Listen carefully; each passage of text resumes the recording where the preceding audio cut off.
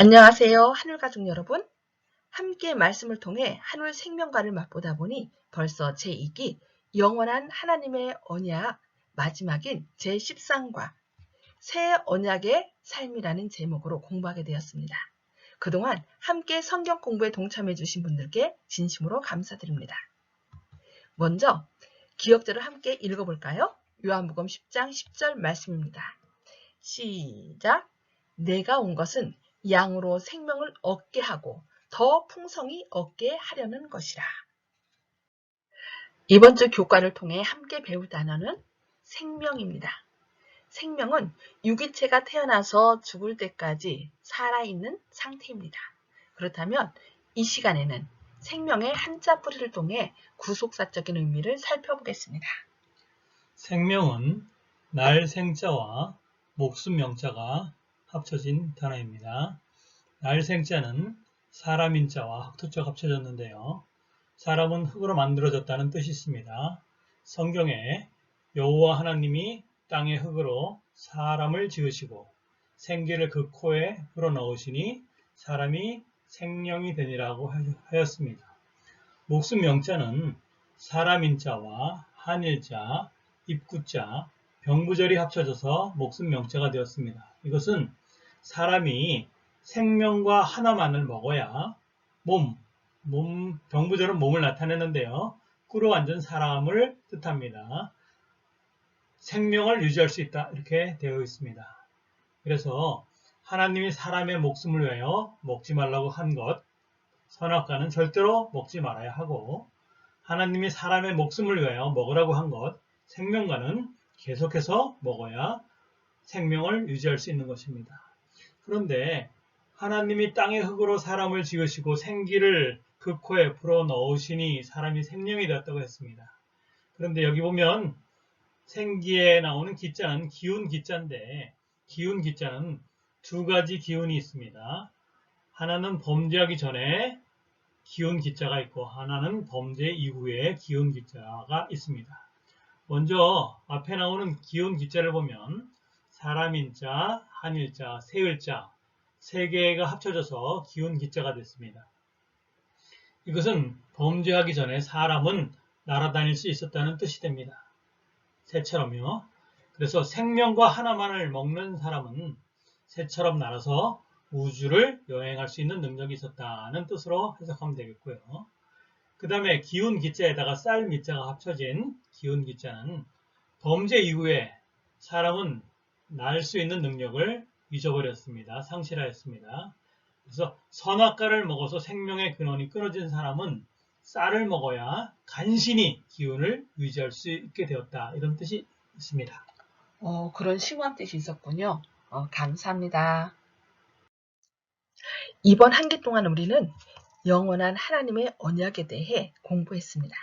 언약의 의미를 가장 단순하게 요약한다면 하나님께서 이것이 내가 너희를 죄로부터 구원하는 방법이다 라고 말씀하시는 것과 같습니다. 물론 언약의 결과 혹은 종국은 새로워진 세계에서 누릴 영생이지만 우리는 그 언약의 축복을 누리기 위해 그 장엄한 날이 오기까지 기다려야만 하는 것은 아닙니다. 주님께서는 현재 우리의 삶을 중요하게 여기시며 지금 우리가 최선의 삶을 살기를 원하십니다. 언약이란 내가 이것과 저것을 행하면 먼 훗날에 상급을 받게 될 것이다 라는 식의 거래가 아닙니다. 선물로 주어지는 상급은 믿음으로 언약 관계에 들어간 자들이 지금 여기서도 누릴 수 있는 축복입니다. 마지막으로 언약에 관해 공부하는 이번 주 교과에서 우리는 언약의 현재적인 축복들과 하나님의 은혜를 통해 우리 심령에 흘러 들어오는 약속들을 보게 될 것입니다. 물론 이번 주에 우리가 다룰 수 있는 것보다 훨씬 더 많은 축복들이 있습니다. 그러나 그것은 하나의 시작, 결코 끝나지 않은 놀라운 축복의 시작에 불과합니다. 이번 교과의 학습 목표입니다. 첫째, 새 언약이 우리의 삶에 어떤 변화를 일으키는지 깨닫는 것입니다. 두 번째, 언약의 백성들에게 분명히 약속된 축복이 있음을 감사하는 것입니다. 세 번째, 새 언약의 백성답게 새 마음을 가지고 믿음으로 살아가는 것입니다. 예수님은 당신의 피로 새 언약을 세우셨습니다. 이 언약은 현실적인 것이고 이론적인 것이거나 철학적 교리 혹은 단순한 교훈이 아닙니다. 하나님과 맺은 이 언약은 우리의 삶을 변화시키고 새롭게 합니다. 새 언약은 우리를 어떻게 바꿀까요? 첫 번째, 기쁨이 넘치고, 두 번째, 죄책감으로부터 해방시켜줍니다. 세 번째, 새로운 생각을 갖다 주고, 네 번째, 영원한 삶의 소망을 줍니다. 다섯 번째, 우리에게 사명을 갖다 줍니다. 새 언약이 우리에게 주는 삶이 무엇인지 하나씩 살펴보겠습니다. 첫 번째, 기쁨입니다.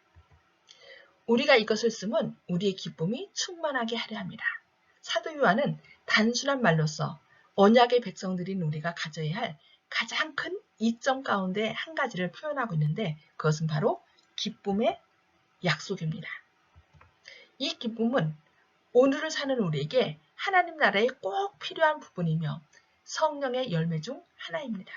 이 기쁨은 일시적인 행복이 아니라 우리 속사람의 평화입니다.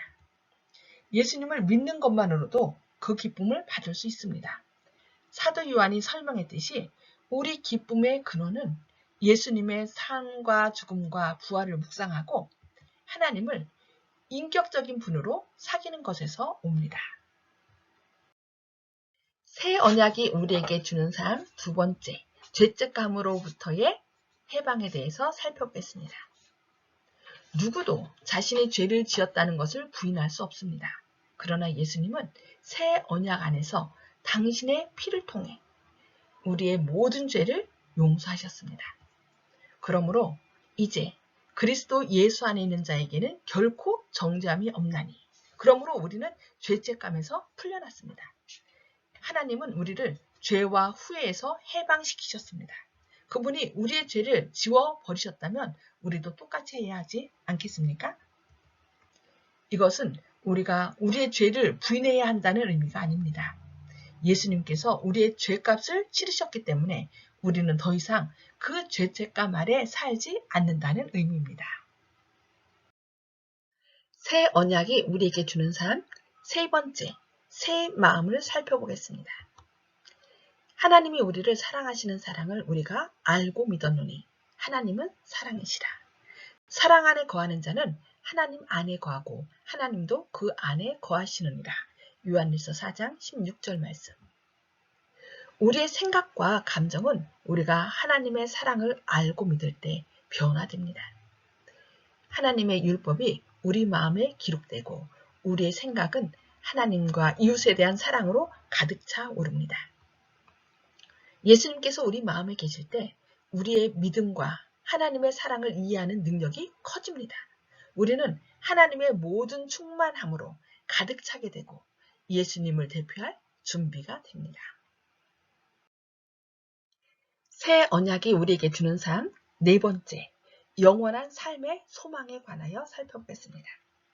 예수께서 이르시되 나는 부활이요 생명이니 나를 믿는 자는 죽어도 살겠고 무릇 살아서 나를 믿는 자는 영원히 죽지 아니하리니 이것을 내가 믿느냐? 요한복음 11장 25절 26절 말씀입니다. 사람이 결코 해결할 수 없는 문제가 있다면 그것은 바로 죽음입니다. 죽음에는 두 가지 죽음이 있습니다. 모든 사람이 겪을 첫 번째 죽음과 영원한 두 번째 죽음입니다. 둘째 사망에서는 부활은 없습니다. 생명의 책에 기록되지 않은 사람들, 즉 예수께서 자신을 살리기 위해 돌아가셨다는 것을 믿지 않기로 결정한 사람들은 영원히 무의 존재로 돌아갈 것입니다.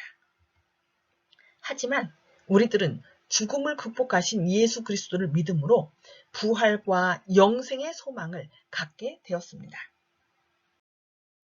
새 언약이 우리에게 주는 삶 다섯 번째, 사명을 살펴보겠습니다.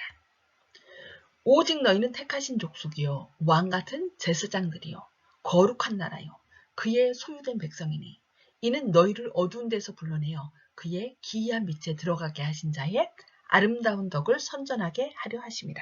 베드로전서 2장 9절 말씀. 하나님의 언약을 받아들이고 그분이 선택하신 백성이 되는 과정에는 이 복음을 선포하는 사명이 들어 있습니다. 기쁨, 죄책감으로부터의 해방, 새로운 생각, 영생의 소망. 우리는 이 선물들을 나를 위해서 간직할 것이 아니라 이웃들과 나누어야 합니다.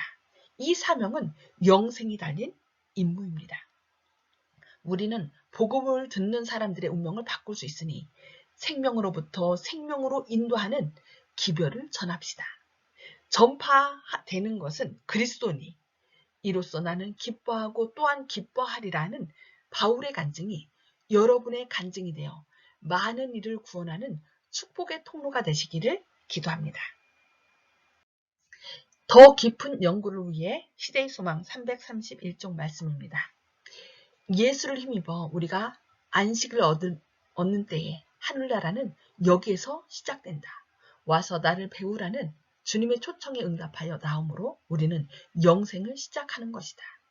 하늘이란 그리스도를 통하여 끊임없이 하나님께 가까이 나아가는 것이다. 우리가 천국의 복락을 오래 누릴수록 더욱더 풍성한 영광이 우리 앞에 열릴 것이며 하나님을 알수록 우리의 행복은 증대할 것이다.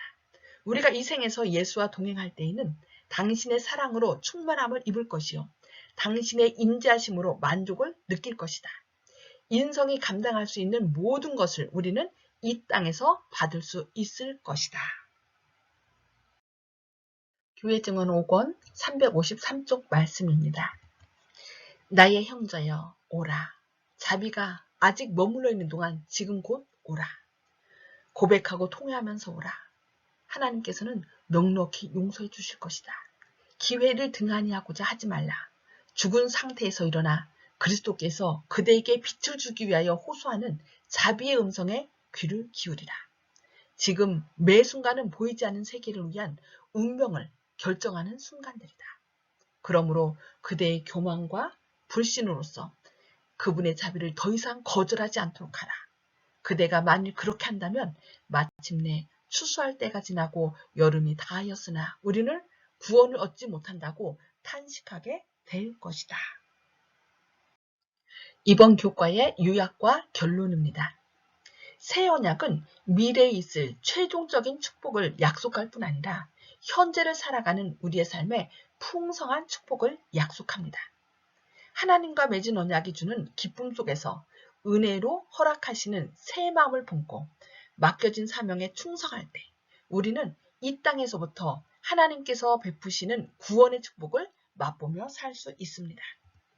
새 언약의 축복을 지금 누리시며 받으신 복을 나누시는 하늘 가족 되시기를 바라며 교과 공부를 마치겠습니다. 감사합니다.